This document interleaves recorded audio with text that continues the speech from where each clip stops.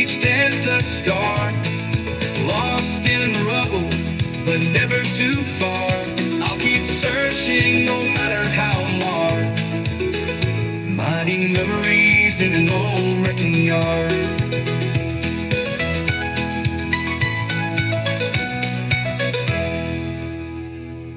Welcome to the Wrecking Yard. I'm Jerry Wayne Longmire, and y'all are presumably still y'all.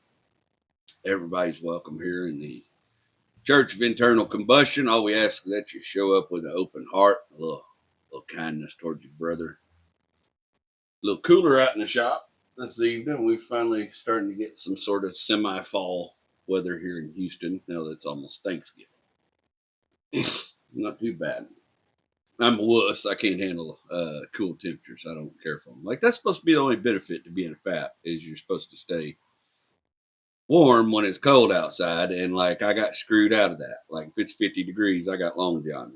Like, I don't got the insulation, so I'm just fat and cold. Anyways, today we're gonna talk about the adventures of the Black Pearl of 2007 GMC Yukon SLT. And this car had two lives with us.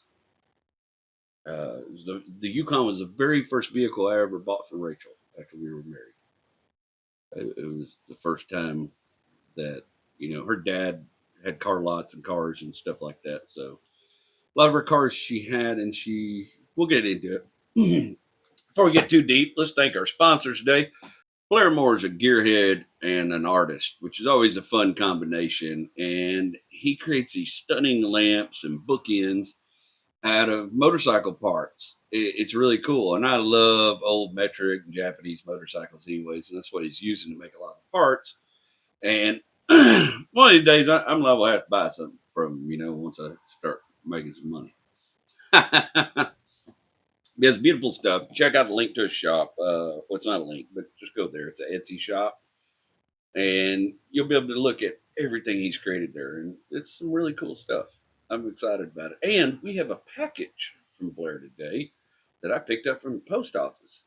And I don't know what it is yet. So we'll unwrap that at some point during the episode and take a look and see what Mr. Blair sent us. But check him out. Also, as always, our good friends at the Everyone Racers podcast. It's a podcast about amateur endurance racing from beginner to advanced, as well as the news, tips, and tricks that go along with the hobby. The four friends, Chrissy Matura, Christopher Abbott, Tim Burr, and Christian Mennel Ward, discuss current racing trends and news, as well as occasional interviews and guests who are interesting people with different perspectives on racing and car culture. I think I've already told y'all, but just a couple weeks ago, I had a fantastic experience hanging out with Christian Mennel Ward and spending some time at 24 Hours of Lemons in Angleton, and I am forever a fan of 24 Hours of Lemons now. Guarantee you're going to see me at more of their events. You should definitely check out these guys' podcast, though. It's great. The stories on it are fantastic. I have a great time listening to it. All righty. Woo. Oh, I'm sorry. That is really bugging me. Ooh. I've been jacking it all day. I was writing earlier. Maybe that one eye is already crying for Jake Paul. This is Friday night while I'm recording. Everybody else is watching the fight. I'm out here talking to y'all. I don't think it's going to be much to do about anything, but we'll see. I've been wrong before. I sure would like to see Tyson shut that kid up. That would be fantastic. So back in 2013, we had a 2009 Toyota Matrix. Rachel bought that brand new in 2009 when she was working after the Laugh Stop. She was working as a graphic designer over in the Galleria area. And it was I have nothing bad to say about that little Matrix. That Matrix was a pretty perfect car, honestly. The only way the Matrix ever failed us was just being too small. Because I don't know if all of y'all have kids, but if you do have kids, or if you've had kids in the last 10 to 15 years, you understand that the daggum car seats just keep growing. They just keep getting bigger and bigger and bigger. By the time Noah come along, there was no way to put two of those car seats in the back of a Toyota Matrix. Certainly no way two adults were going to sit in the front seats like that. So we knew, it just happens sometimes. Yeah, it was a great car. We outgrew it. We needed to do something else. And so we started shopping for options, trying to figure out what we get. We did have, we already had the Z71 that I got from Bob, and it accommodated the whole family pretty easily. And we could throw both car seats in the back of that thing and go to town. Not in the back, but in the extended cab. But we needed a way to be able to transport the munchkins, and Rach needed to be able to go do all the stuff she needed to be able to do during the day with the kids while I was at work. And and around this time, my dad is like sorting out. He's like going through my mom's stuff, and it is when somebody dies, got a lot of stuff he had to go through. One of the things she had was a 2010 Chevrolet Impala SS, black Chevrolet Impala SS. And my dad offered it to me and Rachel for the family. He had just helped my sister get a better vehicle. Her vehicle had finally taken a crap, and he had helped her, and he wanted to help us too, and we were appreciative of it. We weren't exactly rolling in dough. We were doing all right, but we weren't, I didn't have the credit to go buy anything new, and certainly probably couldn't have afforded it either. And it wasn't a bad, that Impala wasn't a bad car. In any other situation, I would have loved to have that Impala. It was my dad had custom ordered that car for himself. It had been his car for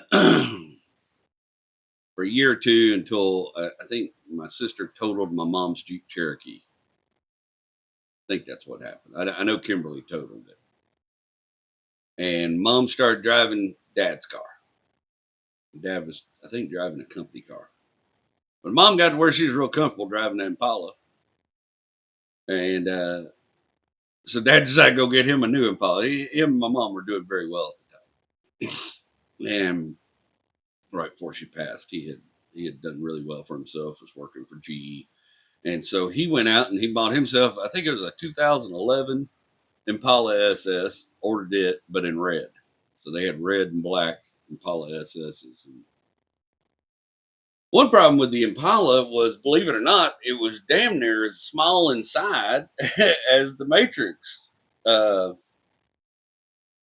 love driving. The car drove like a snake, man. It had that transverse V8. Little booger would get down. It was a fun little car to run around in. I mean, red light to red light. It was like, boy, you couldn't get a hold of it. It was a fun little machine to drive. Handled good. And it drove like a snake, man. You point the head and the ass will follow. It was a fantastic little car. This is the first front wheel drive I ever drove that I fishtailed the first 2 or 3 times. I got crazy with it. And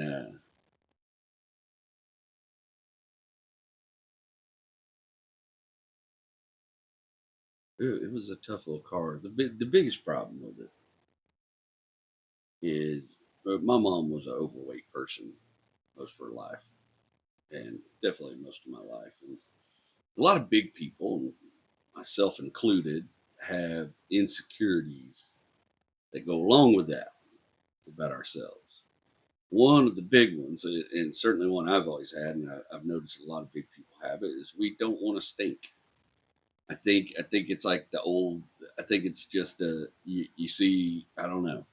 I think it's just one of those things that's associated. It's like, oh, there's this big fat slobbish person who smells bad, and you don't want to stink if you're a big person. You don't want to smell sweaty, even if you are. I combat it by washing my clothes with way too much fabric softener, and I probably use too much cologne. But I don't ever want to be like, boy, that fat son of a bitch stunk. I don't ever want that. I want anybody. I want to, take pictures with fans after the show, and whew, man, he was cool. But my God, he smelled like moldy butthole, or something like that. Not that I think I naturally smell that way, but just in case.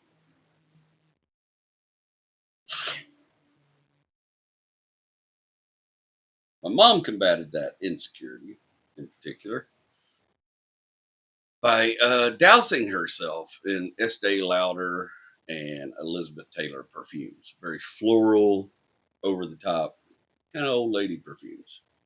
And that's what she smelled like my whole life. Like I can't walk to a department store where they got a perfume counter because I start smelling that crap. It takes me right back.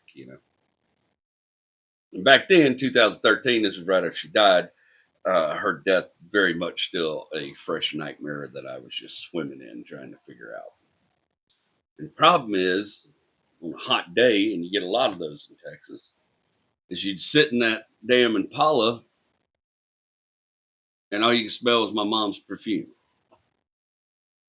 And I couldn't hardly drive the damn thing, because that drove me crazy. I had this awesome little hot rod, but every time I sat in it on a warm day, I would break out in tears until I just got where I wouldn't even get in the damn thing. Rachel's trying to use it, but it just wasn't quite big enough for what we were needing. Like I said, somehow I had less room inside than the Matrix. My father-in-law Ken was staying with us at the time, and he had owned his own little car lot, and he was really good at flipping cars. I've told y'all that before. He's really good at selling cars, flipping cars, but he was really good at doing the interiors. And he had this little machine. I think it was called the Little Green Machine. It was like a steam vacuum, just badass little cleaning machine. And he took that green little machine, and he spent about a day going through that Impala. I mean, every nook and cranny. And the damn thing still smelled like Estee Lauder perfume.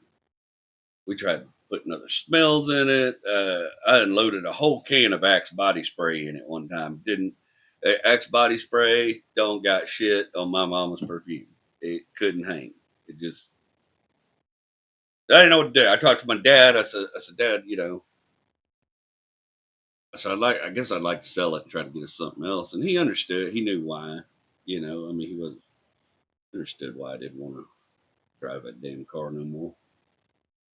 So we detailed it and listed the car and started getting some hits on it. And I guess Dad got thinking about the car, and it was a car he ordered for himself and whatever. He started having some different feelings about it. He hit me up and said he wanted to buy it back from me. He didn't want to let it go. And I was, the man had already given me the car. I just said, Dad, I'll just give you the car back. I told him I would give it back. But he said, no, he wanted to do something for us. And we him and hauled, and we agreed on 14,000 because that's about what the car was going for at that time. That's about what you can get for one. And clean, like this one's low miles, super clean. Smell like Estee Lauder, but they wouldn't know that.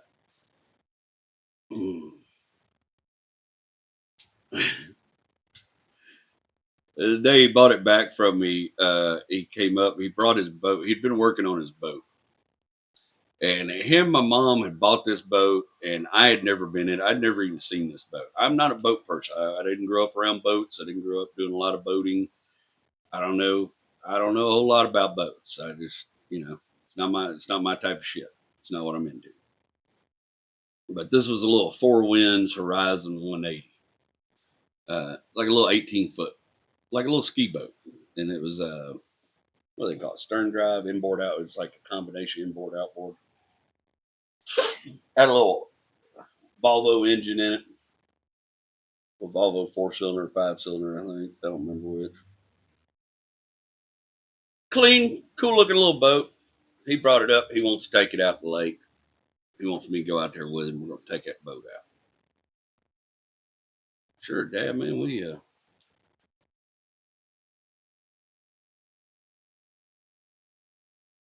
I think by then he had bought him a pickup. I think he had a Dodge Ram. He was going to keep the Impala to have a car. He had sold his, and so we took that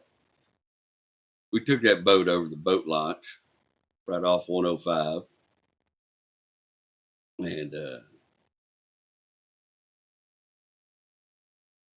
we decided I would get in the boat. I mean, I know how to start a boat. I know how to operate a boat. I'm just not a boat person. We decided I'd get in the boat, and he'd back me up in the water and drop me in the water, and I'd pull the boat up the dock, wait for him to go park the truck. We'd go for a ride on the boat. So easy enough, pretty simple. I live by the lake. I'd done it a bunch. He backs me down there, and we already got all the straps loose and everything. And old boat fires right up. Boom, boom, boom, boom, boom, boom, boom, boom, boom, boom. I back it, a little farther away from the trailer, and then slowly ease it over to the dock and get up there, throw a rope around, tie it around the dock while I stand down there in the boat waiting for him. He goes, parks the truck. Takes him a little bit. It's a little crowded. Weekend, got to get parking. He comes, it's a long, long dock down that boat ramp. And he comes walking down that dock. And he's just staring at that boat while he's walking down that dock. And I'm just waiting on him. And right when he gets about to the where the boat is, he goes, "Man, that's 50 sure is sitting low in the water for some reason." And then he goes, "Oh shit! I left the bilge plug on the work desk." I guess when he had it in the driveway, he had the bilge plug out of it, and he had the bilge plug sitting on his workbench in the garage. All I know is old man takes off like a rocket, right back up to there's a little bait shop and everything, little store. I was running up there. I don't know what the hell he's talking about. I don't know what a bilge plug is. I don't know why that's significant. Why the boat's sitting low in the water. I don't have a clue. I don't know anything about boats. Engine's running fine though. Man, he comes hauling ass down that boat dock, and he's got this little threaded plug in his hand, and he says, "One of us gonna have to get in the water." And he hops on the boat with me, and I was like, I thought he was joking. I was like, oh, like metaphorically. He goes, "No, one of us got to get in the water, put this plug in for the damn boat sinks." All I was thinking at that point is, who the hell put a hole in a boat and why? I told you I don't know shit about boats. I couldn't fathom that a boat came with a hole in it. That made no sense to me. He jumps off in the water with his plug, and I pulled out my phone, started taking pictures of it. He gets there, gets that plug put in the boat, and of course, then I open the back hatch where the engine is. It's full of water. He comes back, swims up. I help him get out of the water, gets up in the boat. He says, "Bilge pump should pump the rest of that water off. We should have no problem." And we start taking off across the lake. But a bilge pump ain't pumping. Something wrong with the wiring on the bilge pump. The bilge pump takes a shit. Now we're out of the lake was full, back into the boat full of water, and now that it's like the water's it's trying to take more in on from the sides every time we try to go. We just about sunk the damn boat. I know at some point I had a Gatorade with the lid cut off with a pocket knife, bailing that engine bay. That was some hot water coming off that engine bay. We were just scalding ourselves till we got it low enough that then he did something crazy. He took the plug back out and we just floored it and took off until it sucked all the water out good enough that he felt comfortable putting the plug back in. It was an adventure. We spent about 5 hours at the lake. Almost sunk the boat. Couldn't wait to get the boat back on the trailer and get the hell away from the lake. I ran that boat aground that day too. That's when Lake Conroe was dry. And I ran that boat aground at some point during that day when I was driving it. So we were not successful boaters. I mean, we didn't sink the boat. We did get it back on the trailer without destroying the damn thing. He bought the Impala back. We had a little money sitting aside. Plus, we had the 14 off the Impala. And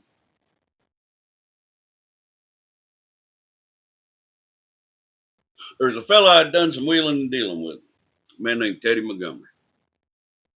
Teddy Montgomery had him a Teddy Montgomery sold. He's right on the side of 105, right there up there towards the lake, and he sold Graceland portable buildings, Rainbow Play systems, and consignment cars. And me and old Teddy, I had bought some stuff. Every once in a while, he had a concrete mixer or something like that. We had done some wheel and deal, and I liked old Teddy. I thought he's a pretty good hand. He's pretty straight up for a car salesman. He was just making his little consignment money off of them, but he was still selling them. Most of his prices were pretty fair, I always thought. And they were decent cars. He didn't buy junk. Well, Rachel had always, she had told me for a long time, she wanted a Tahoe or a Yukon. She wanted a black Tahoe or a black Yukon. And I happened to be driving by one day and noticed that, lo and behold, old Teddy Montgomery all of a sudden got a black Yukon sitting out there on the lot. Whip in, talked to him a little bit about it. It's got 95,000 miles on it. And it doesn't look like the people that had it before us took very good care of it. The doesn't look like they spent much time painting it or keeping it clean. The thing is filthy. The floors are filthy. We tried everything in the world to clean them up.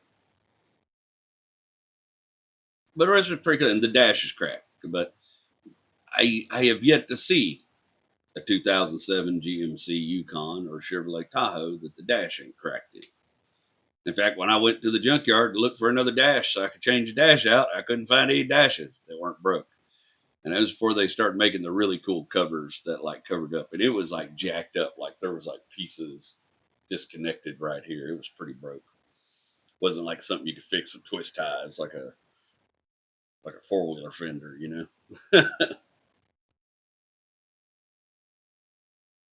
And when I would see Teddy, Teddy also at the same time he had this old Kawasaki Mule, and this Kawasaki Mule was beat to piss. It had a rough life. But the property I was working for, their golf cart had just taken a crap, and they were trying to decide whether to buy a golf cart or some old UTV like a mule or a gator or something to use out there for moving equipment around on the property and moving materials around to work on the units and stuff like that. And I kind of had I had the ability to make that purchase for the property. They were sort of leaning on me to take care of that, and I had basically I had a blank check from them for like 2,500 to replace the golf cart. Back then, you could replace a golf cart for that kind of money. Now they're freaking ridiculous. I went over to talk to Teddy about this Yukon. We're out there looking at it and everything, and I asked him what he wants for it, and he's wanting 15.6 for the Yukon.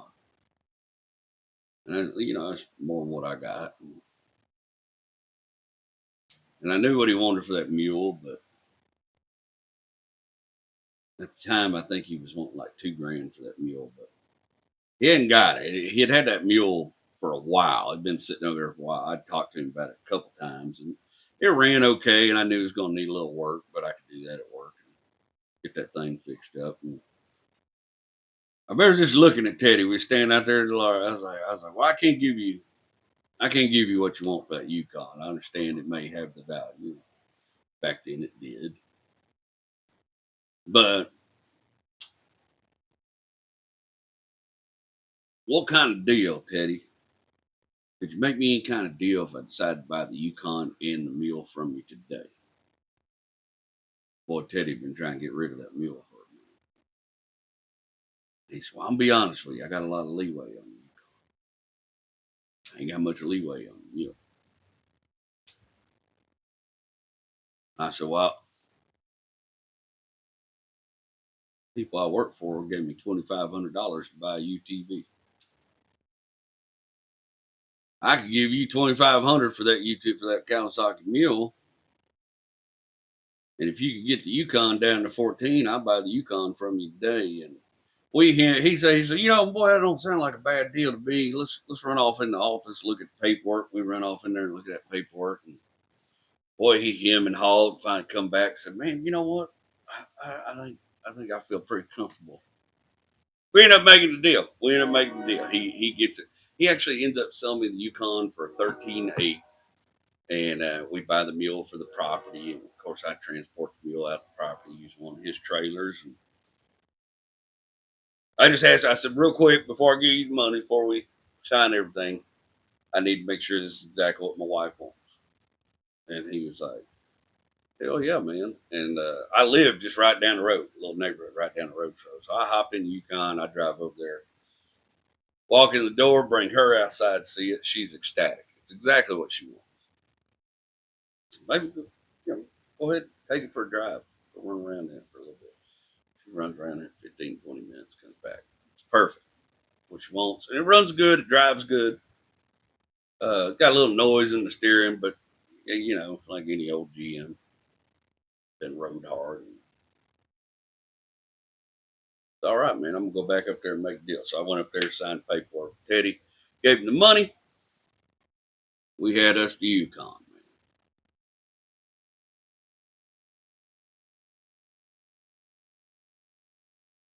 I think something happened between me and Rachel's dad with that truck. He had always been kind of responsible for the cars and stuff for her. I mean, it was a thing he did. He was dad, and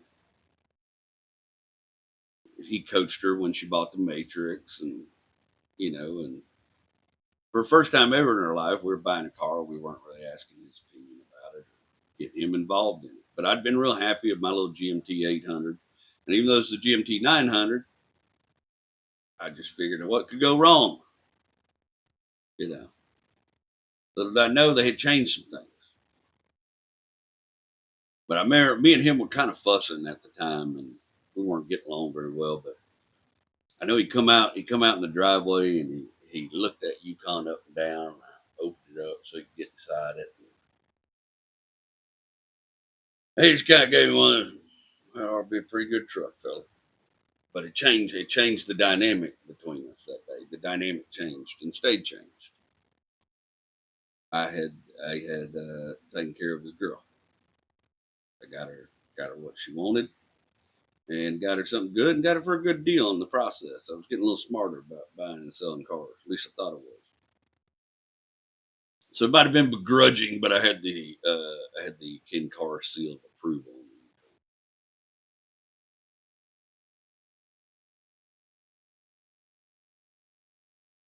Yeah, I don't have any many stories about it from back then because there was a couple times we took it out on a date one night. It was kind of funny. Me and Rachel went on a double date with our friends Terry Smart and Jessica, and we decided to go bowling.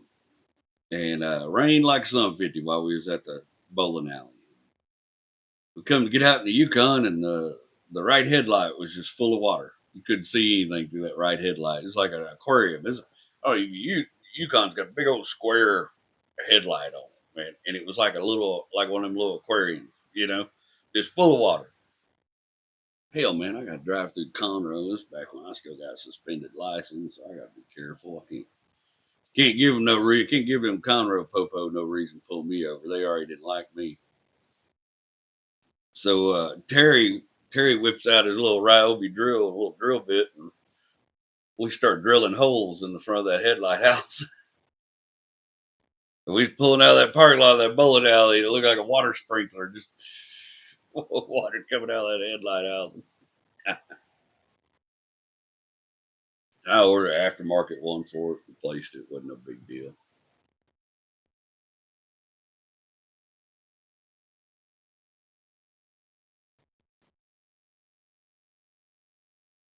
And then my babies were just they were the whole time they were babies were in that truck. Rachel and the babies had that truck. We used it for family stuff here and there. I mean, you know, but it was the grocery getter. It was the machine. It was mom's machine, man. And the kicker is in 2007, once they introduced the GMT 900 platform, they added this fun feature to the 5.3 LS uh, called AFM, Active Fuel Management. And it became problematic. Those AFM systems are problematic, and a lot of times you don't get AFM deleted they often delete the engine about 200,000 miles or so. And sometimes you just lose one cylinder and it misfires, runs like crap, and people thinks it's got a bad engine. You pick a little LS 5.3 up pretty cheap on those situations. But if it spins and bearings, that block is usually trash. And the Yukon already had, 95,000 miles on it. And I'm sure some folks probably tuned in today to commiserate about a bad experience with the GMT 900. But alas, I have no complaints. It was it broke down one time that I remember. One time Rachel called me. She was at Target. And that was a cool thing. Like, so I was, I worked in the same small town I lived in at the time. So, every once in a while I would just see Rachel and the kids in the Yukon somewhere in town while I was out getting materials and stuff. And it always made me smile to see her driving her black Yukon she liked so much, music banging, her little Blue October sticker on the back. And she called me one day. She said Yukon was acting really crazy. She was at Target and she couldn't figure out what was going on with it. She was going to have to go in the store, but wanted to know if I'd come check it out. I said, sure, it's not a problem. It was hot. She said, I'm going to take the kids in, walk around the store. I said, yeah, I'll figure out what's going on with this damn thing. Well, I put the key in the Yukon and I fired it up. And damn, if every light on the dash wasn't on. It was telling me I ran code on it and pulled about 40 different codes. It was telling me everything in the world was wrong with that truck. Everything was lit up. It was in some kind of limp mode where it wouldn't go more than about 20 or 30 miles an hour. It was the wildest thing. The truck had literally given us zero problems up to that. I could not, for the life of me, I was like, man, there's got to be something weird. There's got to be something electrical. And I started fussing about and called my buddy David. I said, man, you ever seen one do like this? And I said, it's telling me the transmission's bad. Like everything went bad at the same time. Engine's bad, everything. He said, man, he had like a 2007 GMC truck with that same engine. And he said, every once in a while, the damn, is it mass airflow sensor, the mass or the MAF? I can't remember which one it had. One of them.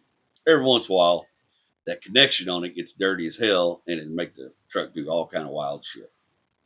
So I run over to O'Reilly, grab me some electrical parts cleaner, stuff like that, and some rags, and have the truck come back and took apart all those electrical connections on top of the engine, cleaned them up, put them back together. But most importantly, took that mass airflow sensor, all that apart, cleaned everything up, put that back together. Truck started up, no problem. No lights, ran like a champ after that. That was the only time I remember that thing. And it did it one more time like a year later, and I had to do the same thing. I cleaned the electrical connections up, put some of that little electrical goo dope in there. Good, no problems. That's the problems we had with that Yukon all that time. Truck spent 6 years keeping the ones I loved the most safe, and never really given me a minute of grief about it. And another 100,000 miles went by in the blink of an eye. Feels that fast. Buried Pop. Then we had to bury Great Jerry, Rachel's uncle. Drove at Midland countless times.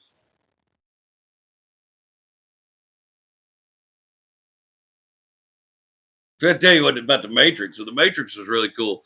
We if we had the Yukon, of course, we needed to sell the Matrix, and I think we owed about $6,000 or $7,000 left on the Matrix. We had made some double payments, and we had been really good about trying to get the Matrix paid off. And we didn't owe money. We paid $19,000 for it, brand new.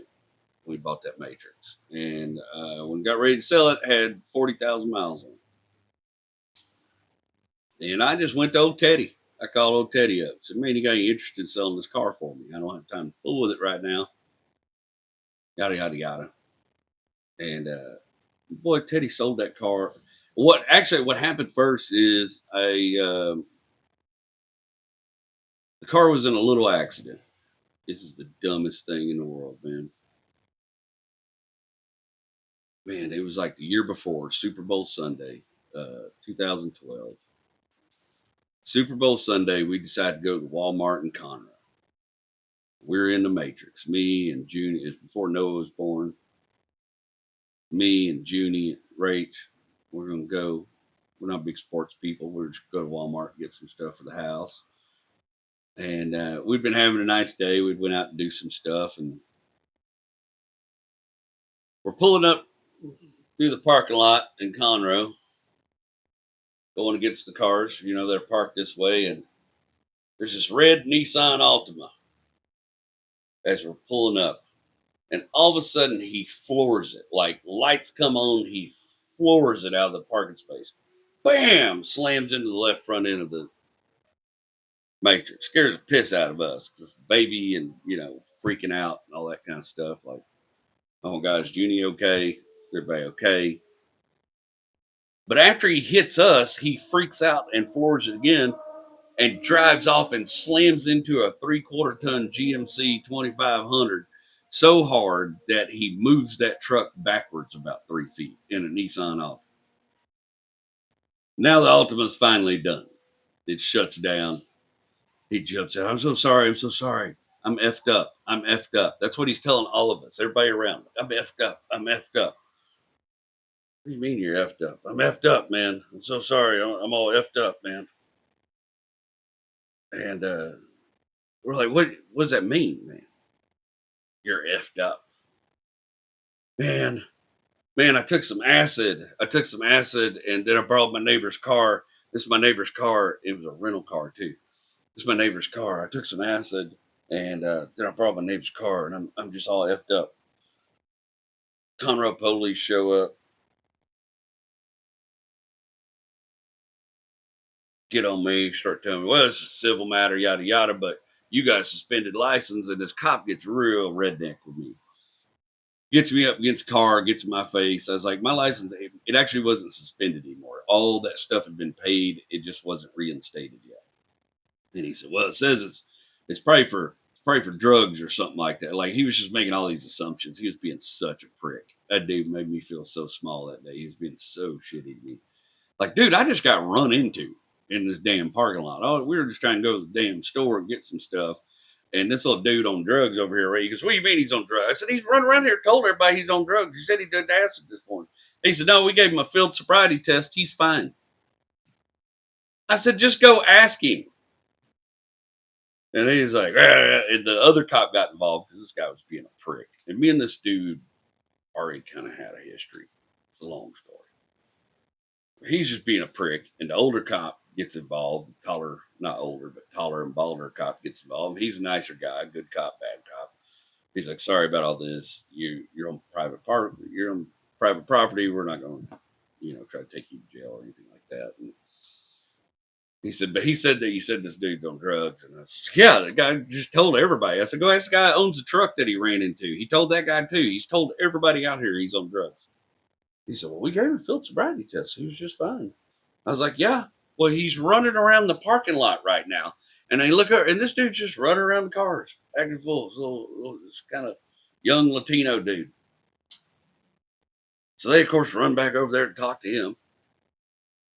And, of course, he immediately tells them, yes, I'm on acid, because that's what people on acid do. And they lock him up and haul him off. And we ended up having to get the car fixed. Now, it did bend the frame on the car, but they put it on a frame machine to check it. And when they put them on a frame machine, it leaves these little clamp marks on the frame. And I didn't know they'd ever put that car on a frame machine. All they had to do was replace a couple front end components. It wasn't a big deal. It was like a spindle and tie rod end type car. It was a little bit of nothing, a little bit of body damage, and they fixed it all at the same time. I don't remember what the estimate was. It was like $5 or $6 grand. It wasn't crazy for a body shop. So when I got ready to sell the Matrix, at the time, CarMax was paying real good money for compact cars. CarMax was all about buying compact cars, especially clean, low miles. So I took it over to CarMax, and they're a little idiot. They were hiring these people that didn't know what they were doing, buying cars. And course, first thing she does is get in there with a flashlight and look for these clamp marks. Oh, it's got clamp marks. So they offered me like $9,000 for $8,000 for it or something. I was like, you're out of your monkey ass mind. Take no $9,000. I took the car home, got under there with my grinder, cleaned up all the clamp marks, and spray painted them black. This is stupid.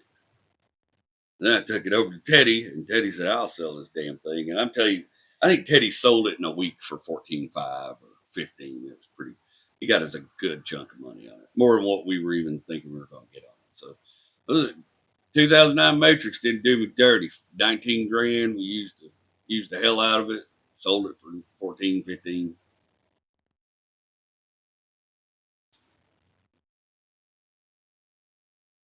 Conroe PD. Boy, we did not see eye to eye back in. Let's tell you what we're going to do. I think we're going to stop this. Maybe not. I think we got a little more time on it. Why don't we take a break here and let's open our package from Blair, because the next part of this car is its second life, and this seems like a good place to stop as any. So let's take a looky-loo and see what we got here.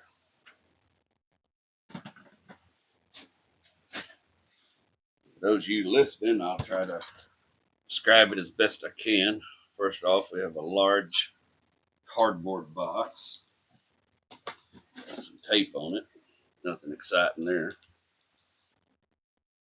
There's nothing more exciting about opening something when you don't know what it is. You know? It's like early Christmas. Let's see what that's the block camera. Let's see what we got here. All right, we got the letter.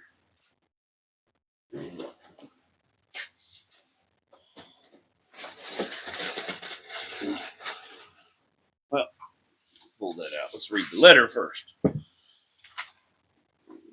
Jerry, first wanted to give you a big thanks for working with me. I was able to catch the first episode I sponsored when it went live, and your introduction left me absolutely chuffed. There's something about listening to the right people talk about things you create with genuine excitement and passion that's damn near magical. I decided a slightly larger show of gratitude was in order. Inside this box, you'll find some bookends made from a regular in your stories. A Yamaha XS750. Called a commemoration of the bike's place in Trip's history. Second, it's my turn for a story, specifically about the first one of those bikes I ever worked on. It was a 78 owned by a kid named Kelly. Good kid, standard, broke as shit, 21-year-old when we met. The bike was struggling to idle, and he bought it in for a look. Did some poking into it, found it was in bad need of valve shim adjustment, carb rebuild, and plugs, like all of them. He couldn't swing to work in one go, so we went ahead with the shim since sparkling carbs won't do much if the engine doesn't have enough compression. Bike was a bit rough as a whole, thanks to some mechanical modifications a previous owner did. Rear frame had been gnawed off with a grinding wheel for that cafe racer look, and the mufflers had been removed and a straight extension welded in place. Took a bit to realize, but the extension was galvanized fence posts. That's fantastic. The welds holding them on were exactly as mint as you're imagining. Look like a blind dirt dauber did it, I bet. Anyway, I get the compression back up where it needed to be. I don't recall if it was a kit with an electric start. The one it had was toast, but kick starting was the only option. It was firing for me at 1 to 3 kicks from cold, so I had him drop by for pickup. He and a few riding buddies show up. We rolled out the door on the street. He hops on to fire it, and the damn thing is just not cooperating. 5 or 6 times he tries. I tell him to slide out and let me try. My momentary panic subsides quickly. The first thing I realize is the choke is open. Close it, kick it, boom, whack. Ear rings silence. It was flooded, but not bad enough to not burn off in one kick. Kicked it again, rapid fire, pop, pop, pop, pop. We're idling, thank God. Group of us outside BS and letting the old thing idle and warm up. Early fall, so just cool enough to need an extra few minutes. I'm smoking a cigarette, reading through Facebook. Our local police scanner page shows a 2-minute old report nearby from a caller who heard a machine gun going off, but no shot spotter confirmation. I said, boy, best you hit the trail before the cops roll through, and read off the post. Ford death trap bikes, by maintenance, not size, boogie off into the night, not a license or plate to be found amongst them. Cops never did come past my shop, and the bike got sold off before I could ever hit those carbs. Even echoing through some galvanized, that engine cage struck a chord with me. It was my first taste of an unusual bike that was actually running. It definitely led me to appreciate a much wider range of engines than I otherwise would have, just tinkering with 2 and 4 cylinder setups. Last thing, independent of any connection to my shop, I have really enjoyed listening to podcasts. I've lost track of how many people I've sat through your Adderall, the Adderall story. As of this writing, I think you have 9 episodes in the current format left. Really looking forward to seeing where you take it from there and watch your fan base continue to grow with it. Cheers, Blair. Let's thank you, bro. This is cool. Let's the old triple. Well, midnight special triple, baby.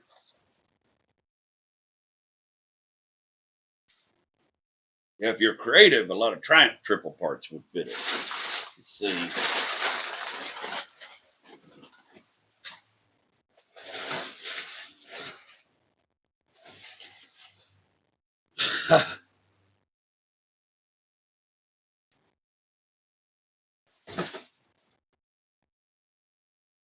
Hell yeah.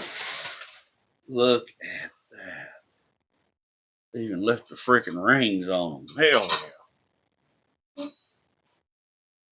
I'm not sure. Pumpkin seed. Look at those beauties. Dude, this is above and beyond me. This is a motorcycle was my favorite motorcycle I ever had. And I had a lot of great times riding. This is really cool. I'm gonna have to set these up. These may have to go in my office so I can look at them when I'm working. Because but this is the coolest contribution to the Church of Internal Combustion that you can bring. Hell of an offering, sir. Thank you so much. It's that is just fantastic. Oh, I love it, man. That's just cool. Hang on. That's cool. Damn, that's cool, bro. Thank you. I didn't have a project to work on today, but I got to open something cool. And we're back. Very cool, Blair. Thank you so much. I don't even know what to say, to be honest with you. It's just fantastic. Let's get off into the second part of the Yukon. I told you this car lived 2 lives. I'm not gonna spend a lot of time on the rest of that because that's what I told you. That's what the car did. That gum Yukon, it kept my family safe, kept my loved ones. It was just a good ass truck. And y'all know part of this story already. 2019, what we did, we sold the business, sold the house, moved to Houston. 2019, I totaled my 3/4 ton truck out. Lady hit me and totaled my truck out. And when I got the insurance money back for the truck, I went and bought Rachel a little 2012 Cadillac SRX because uh, parking a full size Yukon in downtown Houston ain't a lot of fun either. That thing was eating up some room in the parking garage. It was real tricky to get in and out of some of them spots. And we decided I didn't have a lot of money coming in at the time. I didn't want to spend a bunch of money. So I just decided to keep the Yukon for myself, even though I hated driving the Yukon. I'm not an SUV guy. I'm a pickup truck or a car guy. I'm not an SUV guy. I don't like SUVs. I don't like any of them. I don't want any of them. They're not for me. You'll never hear me be like, oh man, I'd kill to have that. The only thing I have thought about is maybe like an old Jeep Wagoneer because I kind of like that one Joe drove and This Is Us. I really like that truck. I would probably drive that. But for the most part, I don't really care for SUVs. I don't like the way they handle. I understand the way pickup trucks handle. SUVs, I always feel like they're going to tump over me. And I don't like feeling like I'm going to tump over. I decided to keep it for myself. And we hadn't even really been driving a lot since we got down to Houston because, just you don't need to go a lot of places down there. Most everything is right there around you.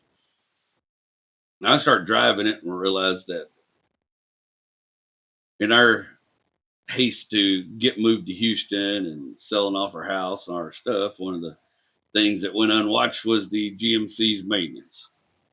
And she was having some brake issues, and boy, sure could use some new tires, but I just didn't want to spend no money on it. I'm an old hillbilly, and I'll drive broke down shit myself. I don't like other people to drive broke down shit, but I don't mind driving them broke down shit.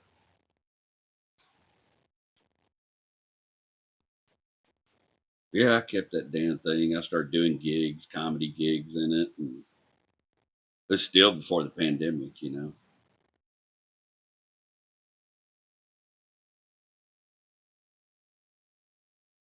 fact, I took it over. David, I talk about David all the time. I took it over. I didn't have a place to work on it at the apartment, so I took it over to David's house on New Year's Day to do the brakes on it.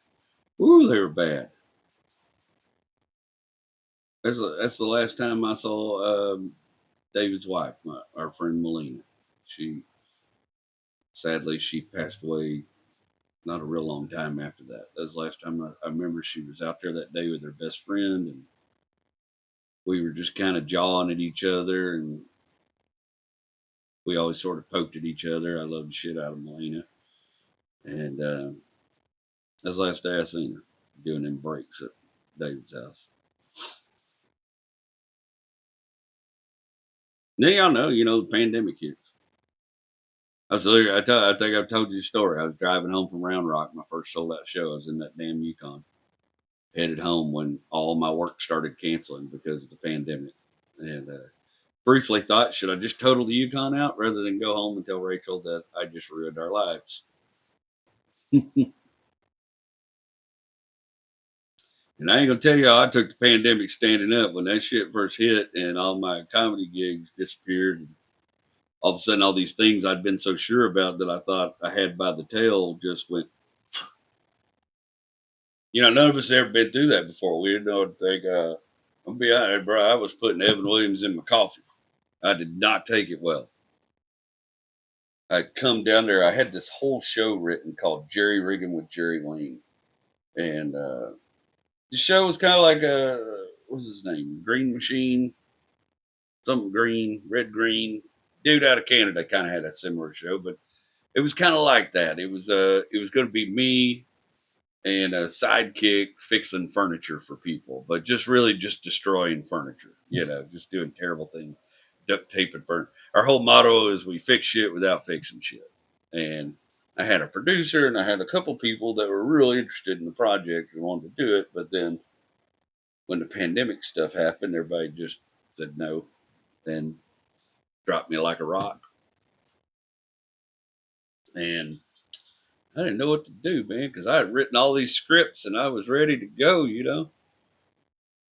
And thankfully, I still had all my tools, and I picked up some handyman, some construction work during the pandemic because that's about all you could do. And actually, the secret group hired me to do a bunch of build out work.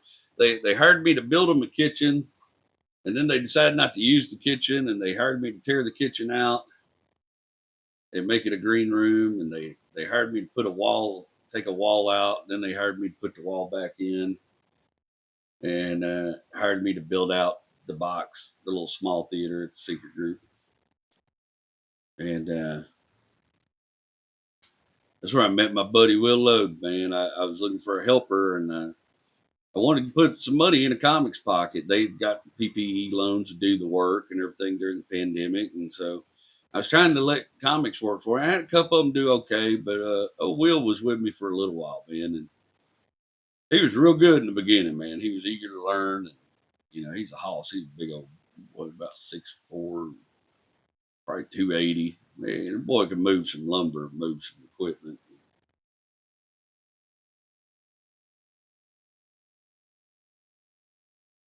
Then we just started, man. We were working on that club. That's how I was trying to make money, working on that comedy club, building things out, and trying to figure out what I was going to do. Nobody knew how long the pandemic was going to last. Well, me and Will every day we go over to comedy club, work by ourselves, and that was the funniest. Man, we would go over there work in the comedy club. We got done about 3 or 4 o'clock. We'd have to walk around to the back parking lot to get to our cars. And every day, homeless people would meet us at the front door of the comedy club and hit us up, but it was the same homeless people every day. And I was coming out of the comedy club one day, and this dude comes up to me. He says, "Hey, man," and he starts giving me this whole spiel about how he just got a job at HEB, but he ain't got paid yet. And I mean, it's a good story. The guy has rehearsed it. He lays the spiel down.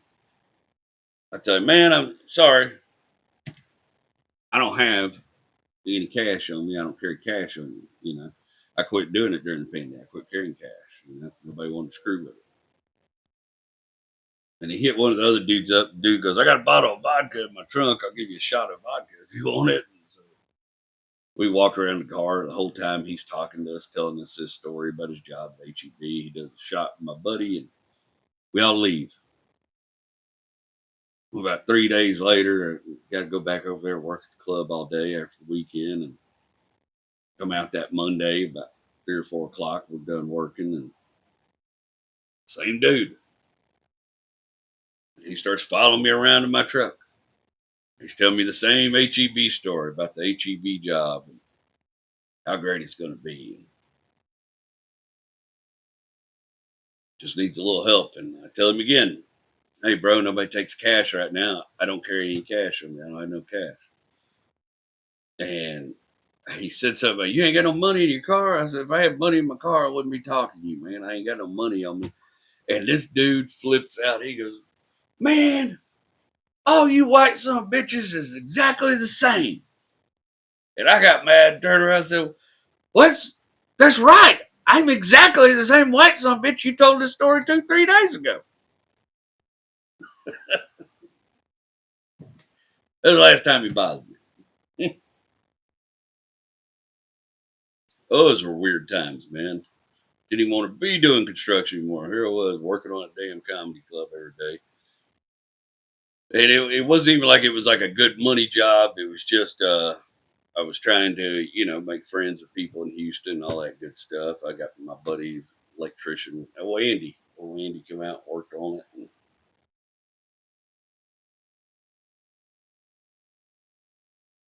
one of the day I was over there at the club one day, I was getting ready to head over to the comedy club one day, and damn truck starts overheating, blowing water all over the road and everything. It's cold as shit. It was like wintertime now.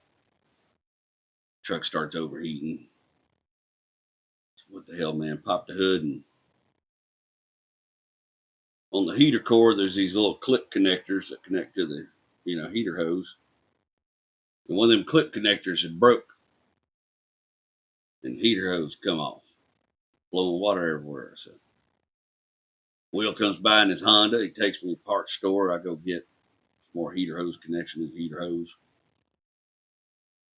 And fumbling around with that thing out there in the cold, I accidentally broke the nozzle of the damn heater core off, trying to get that other clip off. Boy, I throwed a fit. I throwed a fit that probably rivaled Jerry Sr. I was pissed. I don't know what. In fact, I don't know where I threw the new heater hose. I threw it somewhere. Then I ended up having to go back to the parts place. Of course, get some pieces so I could just reroute, you know what I mean? Just bypass the damn thing.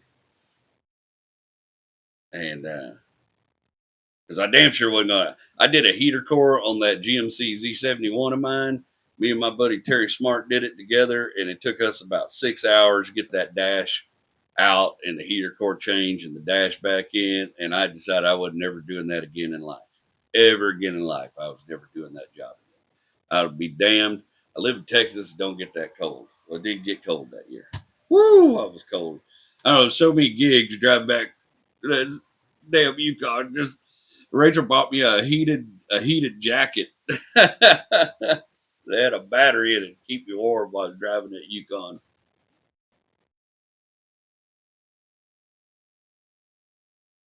We did some trips in it, man. After the first initial wave of the pandemic, it kind of Texas was one of those states that sort of thumbed its nose in it, and bars were like, "Oh, if you're a restaurant, you can be open now." So all the bars opened back up and decided they were restaurants. That's why the club had me building them a kitchen, because they were going to become a restaurant. Something about sitting down and eating food wouldn't get you the COVID like standing up and drinking at a bar would. I don't know. People are getting it all around us, man. All these comics keep getting together and doing shows. A bunch of them keep getting COVID. It's not good, man. It's also about the time every comedian started a podcast overnight. And every comics podcast was about the same podcast. It was, I'm going to interview all my comedian friends, and then I'm going to go on their show and get interviewed. That's all that was happening. It was just like a big podcast circle jerk going around the comedy scene. It was just everybody interviewing the same 25 comics. I don't know how many of those things I did back then. Sat in on, but the one I really liked was called the Whiskey Brothers, and those were my friends. You know, those the Whiskey Brothers at the time was Trey Tutson, Rob Mungle, Slade Ham, and Sam Damaris. And I started interacting with them, and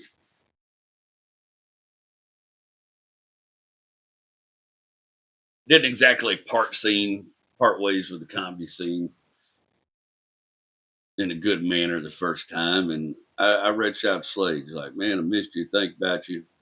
And I know I said a lot of dumb shit back then, and but I'd really like to see us friends again. And me and Slade talked, and we got where we were feeling pretty good about hanging out with each other again. And I wanted to learn how to do videos. I didn't know how to do any videos. Everybody around me was doing video stuff during the pandemic, and people were making money doing videos. And I didn't know anything about it, but I knew Slade did, and I knew Adam Taylor, the guy that was directing the Whiskey Brothers. He knew how to do it. And I started going. I asked them if I could be their producer, if I could run the computer and the switcher and learn some AV, and they said yeah. And so I came on as a producer. And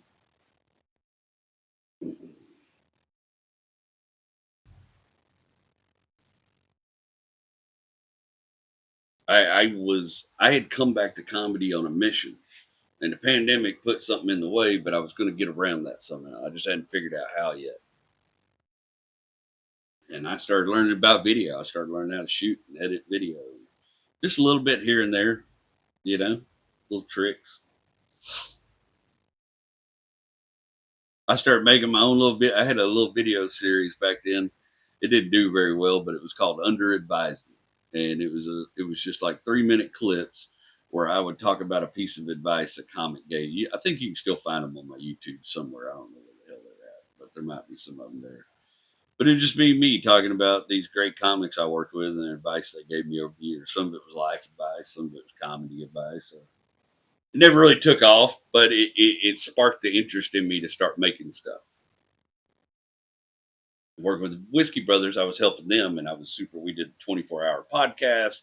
We did some cool stuff, and it became very clear to me how easy it was to get people's attention and reach out and do something.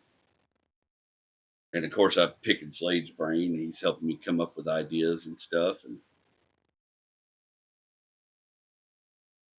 I had a special written. I had a special. I wanted to film my own comedy special, just to do it. I would, there wasn't a lot of people doing that back then, but I had an idea and I thought we could do it. And Slade said, "Hell yeah, let's go for it."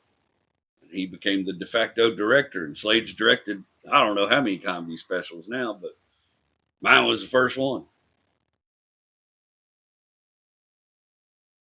We filmed it July 8th, 2021. It was the pandemic started, blew up, and then they let us all kind of go about our way, and then they decided we should hole up again. And there were these waves of it, and every one of these waves, they would open the bars, and then Greg Abbott would come out and shut the bars down again, and it was this wild thing. Well, the first time when I was first supposed to film my comedy special, we were going to do it the year before, but everything got shut down again. So we moved it and we did it on my birthday, July 8th, 2021. We filmed The Wrecking Yard, the special known as The Wrecking Yard at Secret Group. In fact, if you've watched my special, in the intro, you can see me. That's me driving my Yukon through downtown Houston on the way to the club. It was kind of a cool moment. It was a club I'd helped basically build at that point.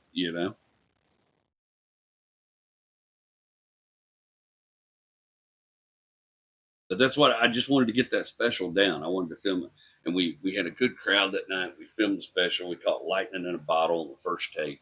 We filmed it in one take. That whole special filmed in one take, uh, and we only ended up cutting, I think, about 12 minutes out of it. And it was just some. It was some local jokes I was doing at the beginning, just kind of warming the crowd up. But I'm very proud of that special.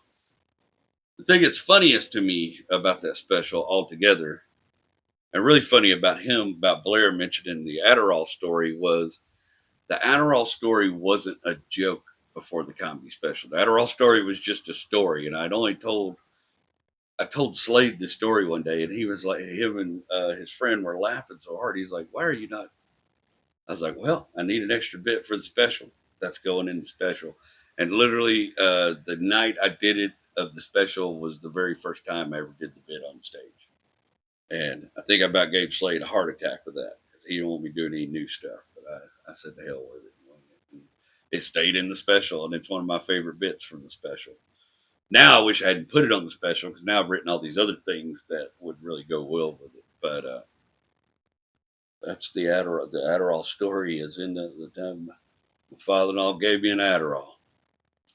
It was a hell of a night. Yeah, we filmed the special, and I kept, we were starting to get some gigs here and there again. I mean, I'm telling you, we did comedy.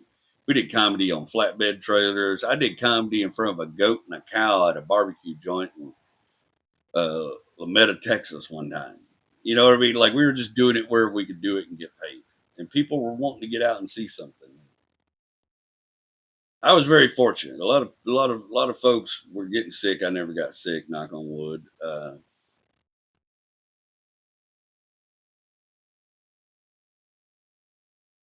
But yeah, I was running that Yukon into the ground.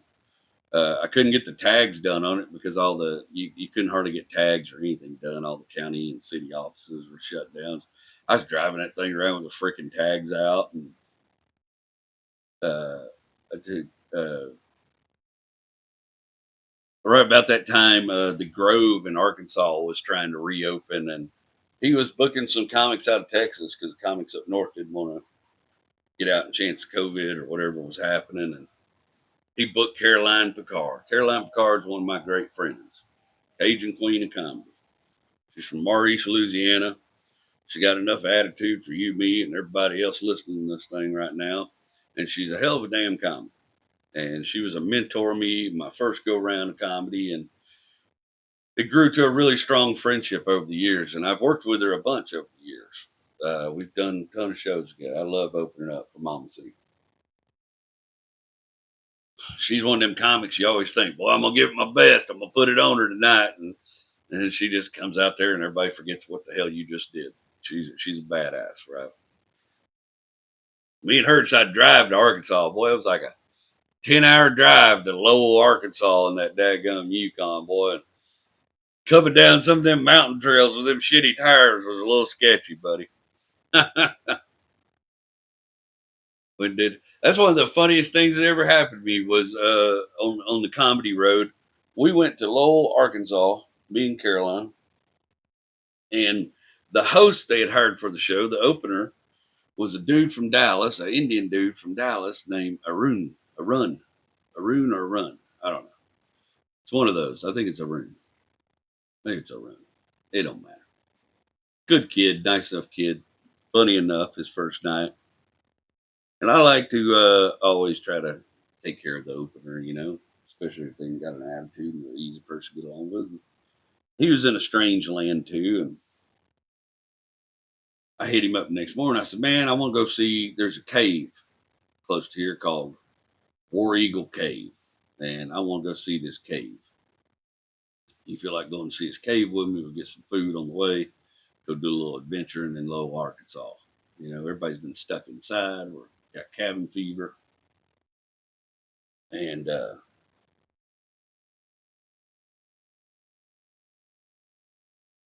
he's like, "Yeah, man, I'm down. I'm down." So I was like, "Cool, man. Let's go get you some real. You ain't never been to Arkansas before. Let's go get you some real Arkansas food." Um, I didn't know anything about Hindu. I didn't know. I never met a Hindu person yet that I knew of, and nobody had ever explained Hinduism to me. But I soon found out Arun was Hindu because I took Arun to a barbecue joint. And we were sitting there looking over the menu, and I see he's just like having trouble finding something. I said, "What's the problem, buddy?" He said, "Well, man, I'm Hindu, and we don't eat meat." I said, "Oh my God." I was sorry, man. I'll take you somewhere else, dude. We'll have to go find you something. He goes, "No, I think I could find something on this menu. I'll just get some sides or something." I was like, "All right." Little gal comes over. I make my order. I explain that he's vegetarian and he's looking for something on the menu, and he's like, what about this wild rice?" And she's like, "Oh, sugar, that rice has meat in it. It's cooked with meat in it. We're in Lowell, Arkansas." He says, "Oh, okay. Well, I'll take the green beans." "Oh, honey, them green beans got baked. They got meat in them too." He says, I forgot whatever else he asked her about next. Also had meat in it. And then he asked her about there was another little dish. It was like an assortment of beans and stuff. And he said, "What about this?" She goes, "You know what? Let me run off the kitchen, make sure they ain't putting meat in that too." And she run off in the kitchen. I was like, "Hey, look there, we found you some." And then she come back looking so downhearted. "Sugar, that's got meat in it too. Meat's just a side in Lowell, Arkansas. You want a meat with a side of meat with some meat topping on it. Meat's a side." No, I'm surprised you didn't ask for a salad. And they're like, "Hey, it comes with a T-bone in the middle of it. You know, you can't get the salad without the T-bone. That's the way it goes." I was like, "Man, let's just go find you some food." So we go around. You know, at the time there were no vegetarian places in Lowell, Arkansas. There may be now, and half the restaurants was closed. And he said, "You know what? Subway, I can get the vegetarian thing." I was like, "Cool, man. Let's just go grab a Subway sandwich." I go in there, order my sandwich. He asked for the vegetarian patty. Subway in Lowell, Arkansas ain't got the vegetarian patty. I don't care. I think he ended up eating a bread with lettuce on it. I think he ended up eating a lettuce sandwich. And I was like, "Man, I am not out to trash anybody's religion, but I could not do that one."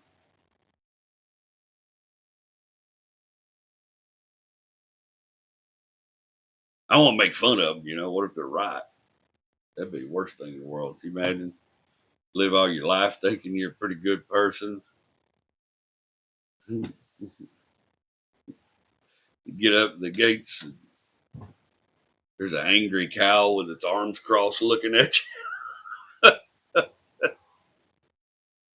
"Look who we have here. Boy, you sure like your barbecue, don't you?"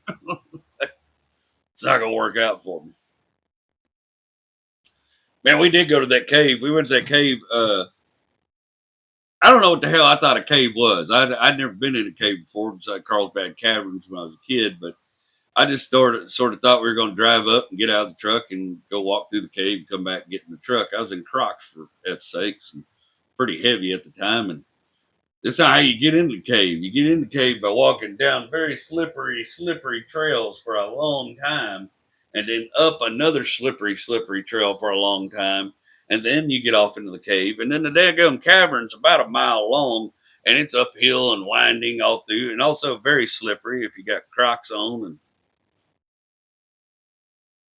the old boy running the tour, he's happy to have people on the tour. It's us and a couple from Oklahoma looking to buy some land. Us and a couple from Beaumont, Texas, actually looking to buy some land in Arkansas.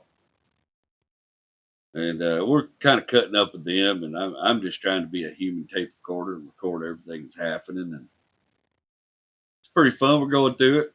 You know, it was interesting. You know, they talk about Confederate soldiers and stuff hiding out in the cave, and well, how many different ways the cave's been used over the year, and how people were storing ammunition in the cave and saltpeter and stuff at one point. And get to the end, they start telling us about the cave's bat population.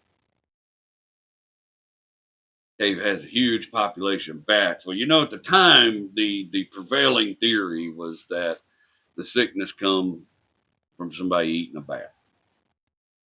And Arun, being Arun, just thought it'd be real funny at the end. That's this old hillbilly tour guide in Arkansas was like, "Man, with all these bats around, ain't you worried about catching the bat?" And this dude goes into a conspiracy theory the likes of I've never heard before or will never hear again, probably. He jumped right into it. Now, let me tell you something, son. I've been studying bats, partner most of my life. And that didn't come from no bat, right? Like what I really believe is somebody printed that up on a microchip over here in the United States and mailed it over there to start that thing over there in China. Somebody did this on purpose. It did not come from these. I'm around these bats all day. I ain't been sick one time. We laughed all the way back to the car. Well, I didn't. I was out of breath. But yeah, you want a good conspiracy theory? Go visit the War Eagle Cave in Lowell, Arkansas. That was an experience, man. I never went back to that club. Watch that club owner do some stuff I didn't really care for, and I decided that wasn't the person I wanted to work for ever again. Me and Caroline did some gigs. We went down to Corpus Christi. I don't know how Corpus Christi survived the pandemic, to be honest with you. Corpus Christi used to be a fun place to go when I was young, but the last couple times I went there, I think they are call it Crackhead Christie because it's my God, there's so many crackheads there. It's like a wasteland. I don't get it. I don't know what the hell happened to Corpus. I guess when the tourism got hit, even that nice big Whataburger on the bay, it's supposed to be a big attraction. And literally, I took Caroline through that Whataburger drive-through. I thought I was gonna have to save the queen from the crackheads. There were so many of them around, coming right up, trying to open the door of the truck. It was wild, man. I will, yeah. I'm no hurry to get back to Corpus Christi until something changes down there. That was my last 2 or 3 trips down there were a rough go. If it wasn't for the fishing, I wouldn't even go that direction. I have another town like that in Texas. Y'all have heard me talk about it. A lot of it comes from the Yukon. Because one of the towns in Texas that was doing a lot of comedy shows, even during the pandemic, was a place called College Station. I'm not going to say anything else about College Station is what College Station is. But I will tell you that every time I've gone to College Station to do a gig, some terrible turn of luck has occurred to me. And to the point, I don't go to College Station anymore because I'm pretty sure at some point it's going to kill me. If you've seen me live on stage in the last year or so, you might have heard the College Station story. That's about the Yukon too. I'm not going to tell it here. It's a long story, but catch me live, you might get to hear it. College Station, like the first time I went over there in the Yukon to do a gig, I went down there to do a gig in College Station, and I was coming back, and it started snowing out of nowhere. It was like in February. It started snowing out of nowhere. Like you couldn't see a car length in front of you. Here I'm in this 2-wheel drive, top heavy Yukon.